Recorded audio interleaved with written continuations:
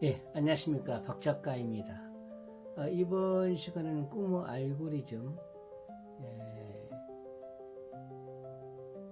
부자의 추월차선, 부자의 알고리즘, 꿈의 알고리즘에 대해서 좀 말씀드리도록 하겠습니다. 10년 전에 한 남자가 카페에서 친구를 만나서 이런 말을 했어요. 난 5년 안에 100억을 벌 것이다. 친구가 웃었습니다. 그 당시 그의 월급이 250만 원 정도밖에 안 됐거든요. 그런데 정확히 4년 11개월 후 그는 약속을 지켰습니다. 자, 이게 왜 어떻게 이게 가능했을까요? 그 사람은 뭐 특별한 사람도 아니었고 스카이 출신도 아니었고 부모가 부자도 아니었습니다. 심지어 빚이 3천만 원이나 있었던 사람이었습니다. 근데 그에게 한 가지가 있었는데 대부분 사람들이 가지지 못한 단 하나가 있었습니다. 그것은 돈이 아니었습니다. 인맥도 아니었고 운도 아니었고 이게 뭐냐 하면은 바로 제대로 된 꿈이었습니다. 자, 여러분 잠깐만 생각해 보십시오. 여러분도 꿈이 있습니까? 있을 겁니다. 꿈이 없는 사람은 없지요. 꿈의 착각이라는 게 있습니다. 대한민국 성인 1000명에게 질문을 했더니 당신의 꿈이 무엇입니까? 했더니 82%가 이렇게 말을 했습니다. 부자가 되고 싶습니다. 좋은 집에서 살고 싶습니다. 여러분, 이건 꿈이 아닙니다. 이것은 탐욕이고 욕망입니다. 제가 충격적인 사실 하나 말씀드리겠는데 로또 1등 당첨자 100명을 10년간 추적한 조사 결과가 있습니다. 그런데 그 중에서 78명이 파산했다고 합니다. 왜 그랬을까요? 돈이 없어서요? 아닙니다. 꿈이 없었기 때문입니다. 우리는 세계 제1의 부자 일론 머스크의 비밀을 좀 알아봐야 합니다. 2002년도 일론 머스크는 페이팔을 팔아서 1,800억 원을 벌었습니다. 자, 그는 그 돈으로 무엇을 했을까요? 스포츠카 100대를 샀을까요? 아닙니다. 요트? 아닙니다. 그는 말이죠. 모든 돈을 두 회사에다 쏟아 부었습니다. 테슬라와 스페이스 X. 주변 사람들이 이렇게 말을 했어요. 미쳤어. 망할 거야. 실제로 두 회사 모두 파산 직전까지 갔습니다. 2008년도였는데요. 그는 파산 직전에 있었습니다. 하지만 일론 머스크는 포기를 하지 않았습니다. 왜 그랬을까요? 그에게는 돈을 버는 꿈이 아니라 인류를 구하는 꿈이 있었기 때문이라는 것입니다. 인류가 다행성 종족이 되지 않으면 우리는 멸종할 것이다. 이렇게 말을 했는데 이것이 그의 꿈이었습니다. 자, 여러분 여기서 꿈과 욕망의 차이를 좀 구별해야 됩니다. 제가 만난 수백 명의 부자들에게는 공통점이 하나 있었는데요. 그들은 돈을 목표로 삼지 않았다는 것이죠. 제가 연구한 그 세계 부자들 중에 짐 스몬즈라는 수학자 출신 트레이더가 있습니다. 그는 30년간 연평균 66% 수익률을 가져온 트레이더인데요. 자, 그의 꿈이 무엇이었을까요? 돈 많이 벌기? 아닙니다. 그가 말했습니다. 시장은 거대한 암호다. 나는 수학으로 그 암호를 풀겠다 하면서 조지 소로스는 하루 만에 1조를 번 남자가 된 것입니다. 자, 그의 꿈은 부자되기입니까? 아닙니다. 자, 시장의 집단 편견을 이해하고 그 메커니즘을 활용해 사회에 기여하겠다고 말을 했습니다. 자, 여러분 여기서 무슨 차이가 좀 보이죠? 지금 이 순간 이제 우리가 부자의 알고리즘에 타기 위해서는 여러분의 당신의 꿈 테스트를 좀 해봐야 되겠습니다. 제가 세 가지 질문을 드릴 텐데요. 자, 정확하게 한번 답해 보시기 바랍니다. 첫 번째, 당신의 꿈을 구체적으로 말할 수 있습니까? 자, 부자가 되고 싶다는 구체적이지 않은 것이죠. 자, 5년 후 나는 매달 500만 원의 자동 수익이 들어오는 시스템을 만들 것이다. 그것으로 주 3일만 일하며 나머지 시간은 가족과 보낸다. 자, 이것이 상당히 좀 구체적이죠. 자, 또 한 가지 질문을 하겠습니다. 당신의 꿈은 원리가 있습니까? 이렇게 질문합니다. 그러면 대부분 이렇게 말을 해요. 열심히 일하면 되겠지. 그건 원리가 아닙니다. 원리는 이겁니다. 나는 시간을 팔지 않고 시스템을 만들 것이다. 시스템이 24시간 작동하면 나는 자면서도 가치를 만들어낼 것이다. 이게 원리란 말이에요. 자, 마지막으로 세 번째 원리를 질문하겠습니다. 당신의 꿈을 다른 사람이 이미 봤을 때도 이롭게 하는 겁니까? 제가 질문합니다. 자, 그런데 나만 잘 살면 되는 좁은 꿈이죠. 그런데 어떤 분이 이렇게 말을 하고 있어요. 내가 만든 시스템으로 1000명이 일자리를 얻고 10만 명이 편해진다. 이것이 바로 지속 가능한 꿈이라는 것이죠. 자, 성경에서는 꿈의 비밀에 대해서 이렇게 말을 하고 있어요. 잠언서 29장 18절에 묵시가 없으면 백성이 방자하거니와, 즉 묵시라는 건 히브리어로 하존, 즉 비전, 꿈을 뜻하는데요. 꿈이 없으면 사람은 방황을 한다는 것이죠. 하지만 반대로 해석하면 이렇습니다. 꿈이 있으면 사람은 방향을 잡는다. 불교 화엄경에도 이런 비슷한 구절이 있는데요.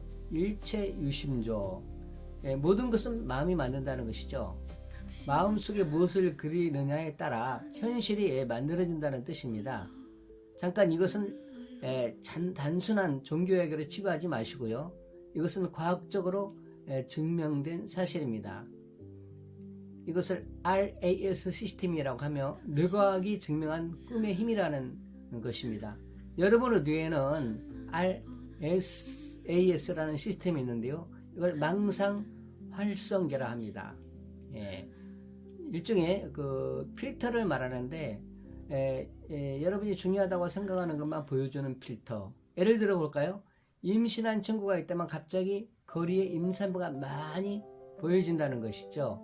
차를 사려고 알아본다면 갑자기 그 차가 도로에 넘쳐납니다. 임산부가 갑자기 늘어난 게 아니라, 그 차가 갑자기 많이 팔린 게 아니라 여러분의 RAS가 그것을 보여주기 시작한다는 것이죠. 이제 이것을 부에 적용하셔야 됩니다.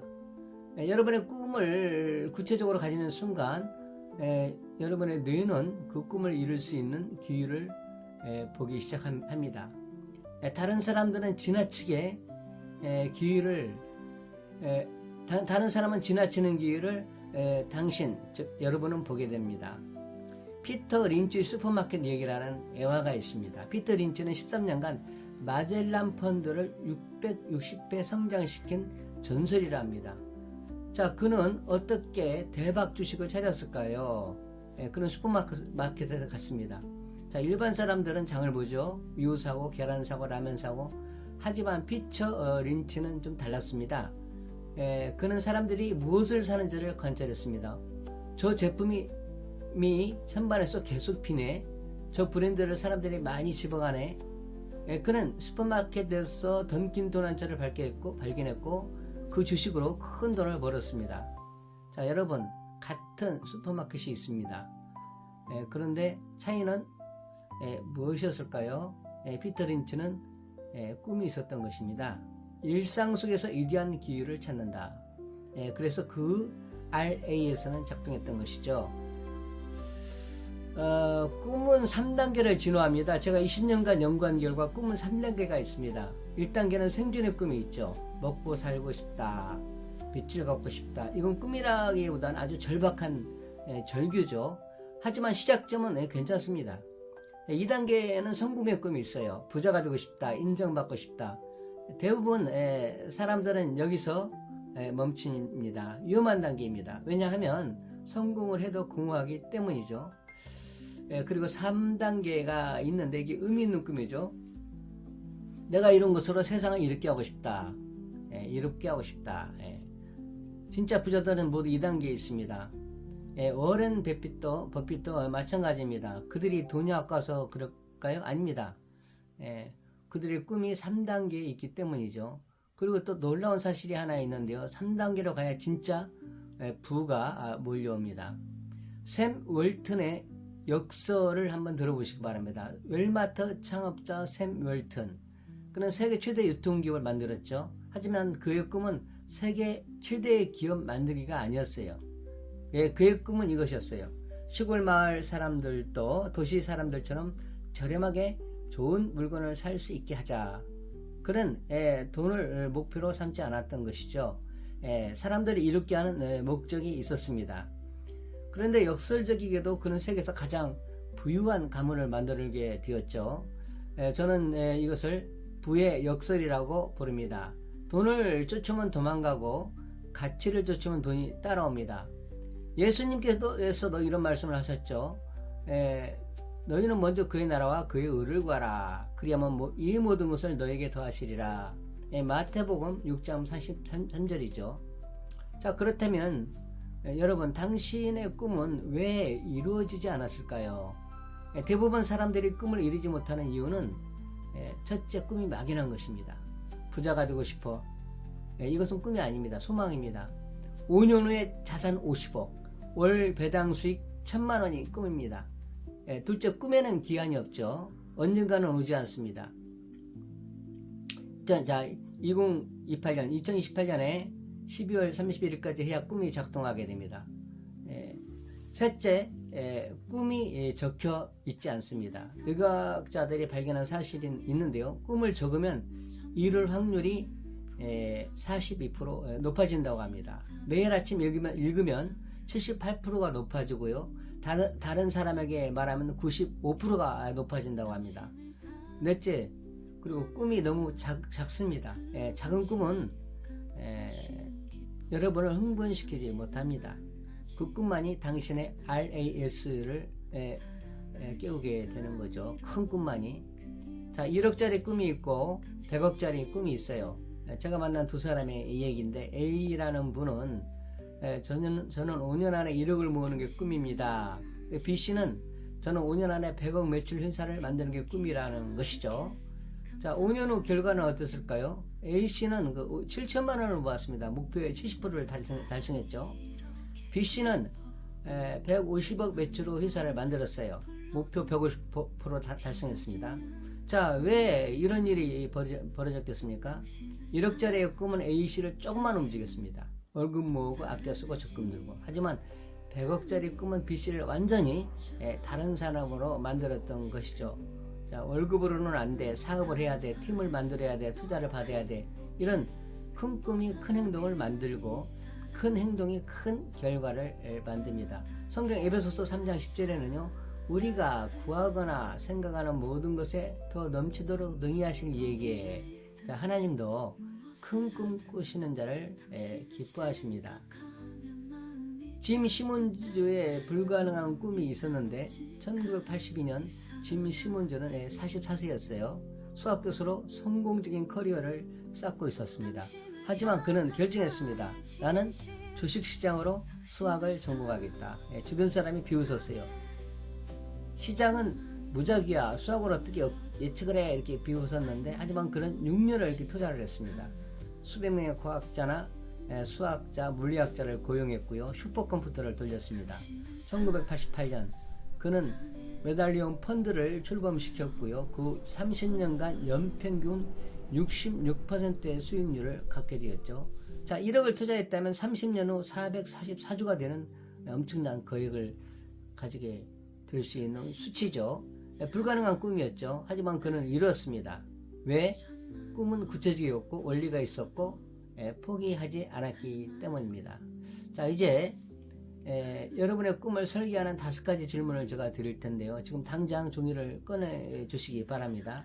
5가지 질문을 한번 답해 보시기 바랍니다. 하나는요, 10년 후 나는 무엇을 하고 있는가? 구체적으로 적으세요. 어디서 살고 무슨 일을 하고 누구와 있고. 두 번째, 그때 나의 통장에는 얼마가 있는가? 숫자를 적으세요. 막연하게 많이가 아니라 구체적으로 적으시기 바랍니다. 세 번째, 나는 왜 그것을 원하는가? 돈을 많이 벌려고는 답이 아닙니다. 진짜 이유를 파시기 바랍니다. 쓰시기 바랍니다. 그리고 네 번째, 그것을 이루면 누가 행복해집니까? 나만? 가족도? 직원도? 고객도? 한번 적어주시기 바랍니다. 마지막으로 5번째, 나는 그것을 위해 무엇을 포기할 준비가 되어 있는가?